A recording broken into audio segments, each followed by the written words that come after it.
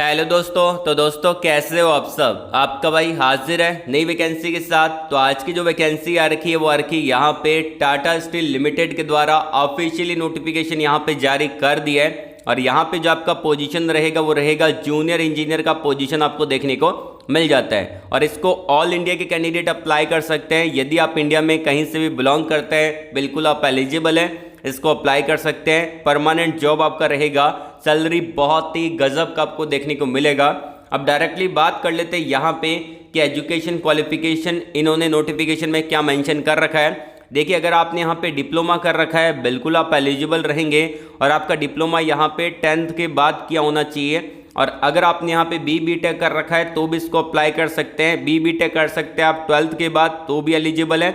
और B take अगर आपने कर रखा है डिप्लोमा के बाद तो भी इसको अप्लाई कर सकते हैं। और अगर आपने यहाँ पे टेक कर रखा है या फिर अगर आपने यहाँ पे MSc कर रखा है तो भी आप एलिजिबल है, इसको अप्लाई कर सकते हैं। और ये जो भी अगर आपने कर रखा है डिप्लोमा किया है, बी टेक किया है या फिर अगर आपने यहाँ पे टेक कर रखा है, MSc कर रखा है, वो आपका फुल टाइम होना जरूरी है। मतलब कि आपने कॉरेस्पॉन्डेंस से नहीं किया है, डिस्टेंस से नहीं कर रखा है तो आप एलिजिबल रहेंगे। फुल टाइम कोर्स आपका यहाँ पे होना चाहिए। तो कैसे इसको अप्लाई करना है, क्या एलिजिबिलिटी क्राइटेरिया रहेगा, कौन कौन इसको अप्लाई कर सकते हैं, इवन आपका जॉब लोकेशन क्या रहेगा और आपका सैलरी क्या रहेगा, CTC क्या रहेगा, ये सारी चीज़ें मैं आपको वीडियो के अंदर पूरा डिटेल से बताऊंगा। इवन इसी वीडियो के अंदर मैं आपको अप्लाई करके दिखाऊंगा। तो वीडियो को ध्यानपूर्वक अच्छे से देखिएगा बिना स्किप किए। और वीडियो को लाइक जरूर कर देना क्योंकि हमारा भी मोटिवेशन बना रहता है जब आप वीडियो को लाइक करते हो। और इस वीडियो के जो लाइक का टारगेट हमने रखा है वो आपका रहेगा 1200 प्लस टारगेट को कंप्लीट करवा देने। अपने दोस्तों के अंदर भी वीडियो को शेयर कर दीजिएगा ताकि वो सभी लोग भी इसके लिए अप्लाई कर सके।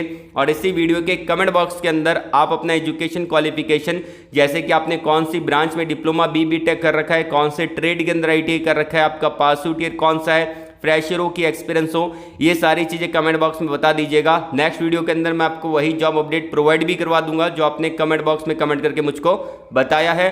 और टेलीग्राम चैनल को जरूर से ज्वाइन कर लीजिएगा। यहाँ पे आपको प्रीमियम टाइप की जॉब का अपडेट बिल्कुल फ्री ऑफ कॉस्ट देखने को मिल जाएगा। कहीं से भी आपको कोई सब्सक्रिप्शन नहीं लेना, बस आपको हमारे टेलीग्राम चैनल को ज्वाइन करना है जिसका लिंक मैंने आपको वीडियो के डिस्क्रिप्शन में दे रखा है। तो शुरू करने से पहले अगर आप हमारे इस चैनल पे नहीं है तो चैनल को सब्सक्राइब कर ले, पास में जो घंटी वाला आइकन है उसको दबा दे ताकि आपको नेक्स्ट वीडियो का नोटिफिकेशन सबसे पहले मिल पाए। और आपका भाई इस चैनल पे इंजीनियरिंग जॉब अपडेट लाता रहता है तो चैनल को सब्सक्राइब करना मत भूलिएगा। चलिए शुरू करते हैं। यहाँ पे मैंने डायरेक्टली ऑफिशियली नोटिफिकेशन को डाउनलोड कर लिया है जैसा कि आप अभी स्क्रीन पे देख पा रहे हैं। तो बात करेंगे डायरेक्टली हाईलाइट पॉइंट के बारे में। वैकेंसी निकाली गई है टाटा स्टील लिमिटेड के द्वारा, जूनियर इंजीनियर का पोजीशन देखने को मिलेगा। परमानेंट बेस पे यहाँ पे आपका वैकेंसी रहेगा। जॉब लोकेशन आपका उड़ीसा का देखने को मिल जाता है। तो यहाँ पे जॉब लोकेशन आपको पता चल गया। साथ ही साथ यहाँ पे एडवर्टाइजमेंट नंबर जारी कर दिया जिसको आप अभी स्क्रीन पे देख पा रहे हैं। सीधा चलता है एजुकेशन क्वालिफिकेशन की तरफ। तो यहाँ पे इन्होंने मैंशन कर रखा है ये जो आपका एजुकेशन क्वालिफिकेशन मांगा गया है वो आपका मिनिमम एजुकेशन क्वालिफिकेशन रहेगा। मतलब कि अगर आपने 3 साल का डिप्लोमा कर रखा है तो भी एलिजिबल है। और अगर आपने बी टेक कर रखा है तो भी इसको अप्लाई कर सकते हैं। अगर आपने टेक कर रखा है तो भी इसको अप्लाई कर सकते हैं। ऐसा नहीं है कि डिप्लोमा के बाद ही बी टेक होना चाहिए, जरूरी नहीं है। अगर आपने 12th के बाद भी बी टेक कर रखा है तो भी यहाँ पे एलिजिबल रहेंगे। साथ ही साथ आपका बी टेक, टेक या फिर डिप्लोमा मैकेनिकल ब्रांच में होना चाहिए, इलेक्ट्रिकल ब्रांच में होना चाहिए। और आपने यहाँ पे इलेक्ट्रॉनिक्स ब्रांच में या फिर इंस्ट्रूमेंटेशन ब्रांच के अंदर डिप्लोमा कर रखा है, बी टेक कर रखा है या फिर टेक कर रखा है, इसको अप्लाई कर सकते हैं। और आपका जो डिग्री है डिप्लोमा है वो आपका यहाँ पे फुल टाइम होना चाहिए। आपने कभी पार्ट टाइम से कर रखा है, कॉरेस्पॉन्डेंस से कर रखा है, डिस्टेंस से कर रखा है, आप एलिजिबल नहीं रहेंगे। यहाँ पे इन्होंने साफ साफ मेंशन कर दिया है। एंड यहाँ पे इन्होंने एक्सपीरियंस मांगा है जो कि काउंट किया जाएगा 1 अगस्त 2023 तक ये एक्सपीरियंस यहाँ पे काउंट होगा।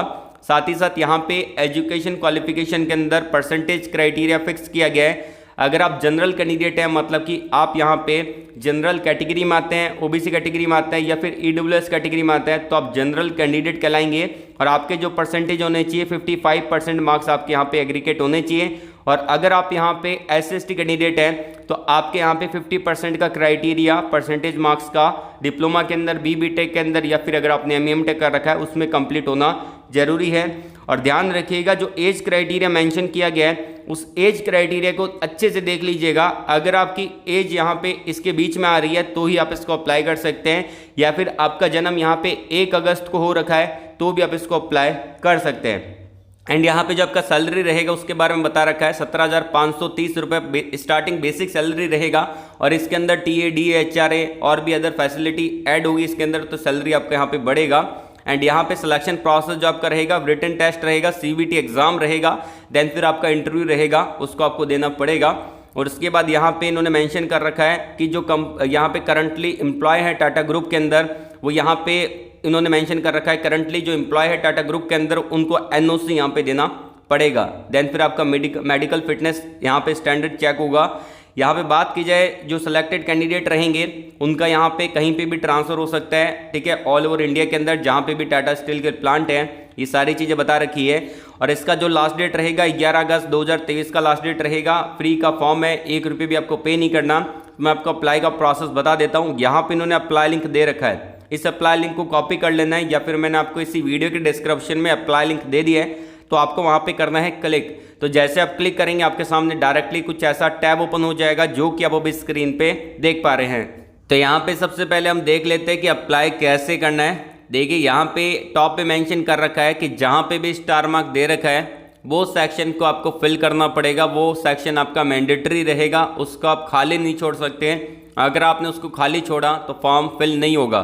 और पहला जो सवाल यहाँ पे पूछा गया है वो यहाँ पे ये है कि आपने कभी पिछले 6 महीने के दौरान टाटा स्टील लिमिटेड के द्वारा इंटरव्यू कंडक्ट करवाया गया था, वहाँ पे आपने इंटरव्यू में हिस्सा लिया था, तो आपको यस और नो में आंसर कर देना है। अगर आपने पास्ट 6 मंथ के अंदर कभी इंटरव्यू दिया टाटा स्टील का तो आप यस और नो पे आंसर कर सकते हैं, ठीक है। उसके बाद आता है यहाँ पे नोटिस पीरियड। तो मैक्सिमम नोटिस पीरियड आप 45 डे का डाल सकते हैं और मिनिमम आप 10 दिन का, 15 दिन का, जितना भी आप चाहें उतना डाल सकते हैं। उसके बाद आता है आपके आधार कार्ड नंबर, तो यहाँ पे डाल दिएगा। पैन कार्ड नंबर यहाँ पे डाल दिएगा, मैंडेटरी है, ये आपको चाहिए क्योंकि सैलरी जो आएगी उसके अंदर आपका TDS और कटेगा, तो आपको यहाँ पे डालना पड़ेगा। उसके बाद आता है पर्सनल डिटेल का। तो पर्सनल डिटेल के अंदर ये सारी चीज़ें आप अच्छे से फिल कर देंगे। दिक्कत यहाँ पे आएगी डोमिसाइल के अंदर।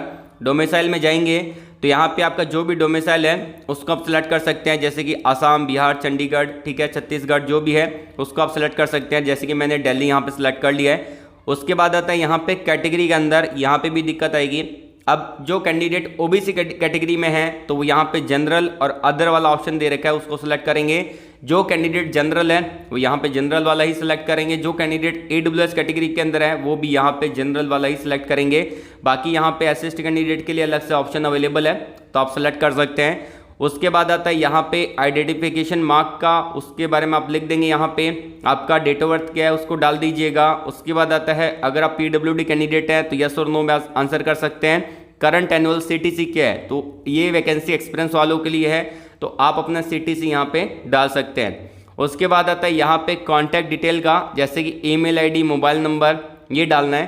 तो यहाँ पे जो कैप्चा कोड दे रखा है वो कैप्चा कोड यहाँ पे डालिएगा। उसके बाद यहाँ पे जैसे ही आप वेरीफाई ईमेल ID क्लिक करेंगे इस पे, तो आपके साथ एक यहाँ पे OTP आएगा जो कि आपकी ईमेल ID पे आएगा। उसको यहाँ पे नीचे ऑप्शन अवेलेबल हो जाएगा, वहाँ पे आपको डाल देना है। वैसे ही यहाँ पे करना है, ये कैप्चा कोड यहाँ पे डालना है, वेरीफाई मोबाइल नंबर पे क्लिक करना है। आपके मोबाइल नंबर पे एक OTP आएगा, उस OTP को यहाँ पे आप फिल कर सकते हैं। देन फिर आता है यहाँ पे आपका एड्रेस, तो आप अपना कम्युनिकेशन एड्रेस और यहाँ पे जो आपका परमानेंट एड्रेस है उसको डाल सकते हैं। अगर आपका कम्युनिकेशन एड्रेस और परमानेंट एड्रेस सेम है तो यहाँ पे टिक कर सकते हैं। जो ऊपर आपने फिल किया है वही सारा नीचे यहाँ पे ऑटोमेटिकली फिल हो जाएगा। उसके बाद आता है यहाँ पे एकेडमिक क्वालिफिकेशन, तो यहाँ पे 10th का आप अच्छे से फिल कर सकते हैं, उसमें आपको कोई दिक्कत नहीं होगी। 12th अगर आपने कर रखा है उसको डालिएगा, तो आप यहाँ पे फिल कर सकते हैं, ठीक है। और अगर आपने 10th के बाद सीधा डिप्लोमा कर रखा है तो यहाँ पे स्टार मार्क नहीं है, तो आपको टेंशन नहीं लेनी, आपका फॉर्म फिल हो जाएगा अगर आप इसको खाली छोड़ेंगे तो। लेकिन 10th क्या होना चाहिए। उसके बाद यहाँ पे आता है कि आपने यहाँ पे हाईएस्ट एजुकेशन क्वालिफिकेशन क्या है, तो ये तो टेक्निकल क्वालिफिकेशन है। इसके अंदर ऑप्शन आप देख सकते हैं। सबसे पहले इन्होंने दे रखा है डिप्लोमा, तो डिप्लोमा किया तो उसको सिलेक्ट कर सकते हैं। BE BTech कर रखा है, BSc कर रखा है तो उसको सिलेक्ट कर सकते हैं। ME MTech कर रखा है, MSc कर रखा है तो उसको सिलेक्ट कर सकते हैं। और अगर आपने MBA कर रखा है तो उसको सिलेक्ट कर सकते हैं। यहाँ पे मैं BE BTech वालों के लिए अप्लाई करके दिखा रहा हूँ, लेकिन डिप्लोमा वाले और ME MTech वाले और MBA वाले भी यहाँ पे एलिजिबल रहेंगे। मोड ऑफ एजुकेशन के अंदर ध्यान रखिएगा, आपको फुल टाइम ही सिलेक्ट करना है, क्योंकि यहाँ पे आप देख सकते हैं हाईलाइट ऊपर दे रखा है।